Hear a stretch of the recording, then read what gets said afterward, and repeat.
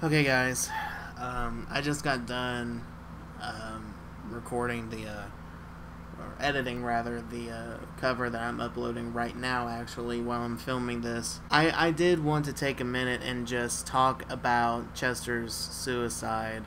I'm going to try to not ramble too long. I kind of know what I want to say. I've tried making this video already a couple times last night. But if you don't know what's going on, Chester Bennington suicided yesterday morning, I believe. Hung himself in his home in LA. And this is really hard to process because I've been a fan of Linkin Park since about 2006, 2007. And I heard the first song I ever heard from them was What I've Done. And I thought, wow, that sounds great. I kind of forgot about it. And then in 2009, because of Guitar Hero World Tour, hello, anybody remember that? That song was on the track list, and I was like, oh, I forgot how good this is. I forgot how good these guys are. And I just, spiraled into this fandom over Linkin Park, and I just kept up with them, and it was, they've really been a very inspirational band for me. I mean, one of the many bands that have come along that I've really, really enjoyed. I've not been a fan of their last two albums, though. This last one I thought was the worst one they've ever done as far as what my taste is. But a lot of other people still liked it. And I'm ashamed to say that I was one of the people that, called them out on it, called Chester a sellout, and called him out saying that he forced the other members into, doing this new sound when they really didn't want to. And when he passed, it made me go back and look at some things like some live shows and some interviews and stuff like that I hadn't seen. And the more I saw more of the chemistry that they had on stage, the more I felt like, okay, this was a collaborative effort. They all wanted to do this. They all felt like this is something they wanted to do and where they wanted the band to go. So in that respect, I wish, I'm going to take back everything I said, because it seems to me like there was more of a group effort, a group decision there. I'm still not a fan of it, but I still respect them. I still love their older music, and, it's really hard to process this. And the one thing that a lot of people are talking about in regards to this is what Brian Head Welch said about it being cowardly. At first I agreed with him, because I've always had the phrase float around in my head whenever I've gotten to a very low point in life, that suicide is a permanent solution to a temporary problem. And that's always helped me. And I'm sure that's helped out a lot of other people. But it didn't help Chester. He may have gotten back into the drugs, and that's why he maybe wasn't thinking clearly to get help, and he took his life because of the pressure he was feeling. And it's sad because I feel like a lot of the pressure he kind of put on himself with some of the words that he said, with some of the things he said about the fans not being able to move on and, join this new ship that they're on and go with them, and, that they're stuck in the past and they need to just grow up and move on. I don't think that was a smart thing for him to say, and it did cause a lot of backlash, and rightfully so. I mean, a lot of people were upset with what he said. But John from ARTV made a really good point about this when he was talking about how he felt about everything. That you never know what's going on behind the scenes of someone, who is lashing out. You don't see their pain. You don't see what's going on. You don't feel what they're feeling. And it makes a lot of sense because, he said a lot of things that were very harsh towards fans and towards critics. But maybe he felt a lot of pressure on himself. Maybe he wasn't 100% on board with what he was doing. Maybe he, there's a lot of maybes, and, we don't really know the situation. So, Head has since kind of taken back what he said, and, I think that's a smart move to kind of go back and say, okay, well, I don't really feel that way. I was just hurting, and, So, I still respect Head. I wasn't mad at him. But it stings because, Chris Cornell passed away 2 months ago, and Chester now passed away.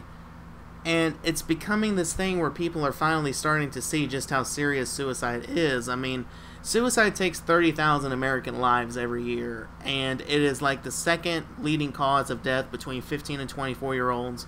and third between 24 and 35-year-olds. Chester was 41 when he committed suicide, but still, I mean, it's insane, you know, to think what he left behind. I mean, it's sad to me that he couldn't see how successful he was. He wasn't happy with his success. He wasn't happy with where life had been taking him, and he couldn't see how truly blessed he was. And it's really sad. It's just sad. And I feel really, the worst I feel right now is for his children. He has 6 children, and they all have to grow up losing their father far too soon to something that could have been prevented. And it's just, I feel the worst for them. As bad as I feel for Chester and what he was dealing with, as bad as I feel for the band, which they canceled the rest of their tour, which I'm not mad at them at all for that. But as much as I feel bad for everybody in this situation, I feel the worst for his family and for his children. Because that's just an unimaginable thing that they have to go through right now. And, you know, it's sad to me that it takes celebrities dying, specifically to suicide, for the public to have this rebirthing of acknowledgement towards the real disease of suicide and depression and anxiety. You know, because millions of people face it every year. And like I said, it takes 30,000 American lives every year. And it's scary because I think I saw a statistic that said one person commits suicide every 16.2 minutes. I mean, and to me, it's like, where are their stories? Where are their voices, you know? And it surprises me, the public's reaction towards suicide and like, you know, what it takes for people to kind of wake up and realize how bad it is, you know. But that's not belittling the situation at all. I just think that it's sad that it takes things like this to really wake people up about how bad it is. You know, it's just a sad thing. Every inch of the story is sad, and it's just, you know, he's a legend that's gone too soon. You know, much like Chris Cornell, much like Robin Williams, much like Carrie Fisher, much like Michael Jackson, several people who have passed in the past. You know, it's that kind of weight, you know, where it's just like, oh man, like the person that I grew up listening to is gone. It's like, it really makes me appreciate the life that I have, you know, and really makes me appreciate, you know, I don't have much in life. You know, I have a very low level YouTube channel, but I'm happy. Like, I'm happy with life. And it's like, you know, I could be somewhere else, but I'm not. So that's what makes me feel good every day. But my prayers are definitely going towards everyone in this situation, you know, that's been affected by this. And we just need to realize how bad this suicide situation is in this country and in this world. And we need to get those people help. We need to reach out to those people, learn the signs, you know, of suicidal tendencies. You need to, you know, people need to really educate themselves, because it's a very real epidemic. And it just needs, you know, this is just proof of how bad it can be. I'm, like I said, I'm praying for his family, praying for the fans and, you know, his band. So I just kind of wanted to sit here and tell you guys what I think. Tell me what you think in the comments down there below. And that's really all I'm going to say.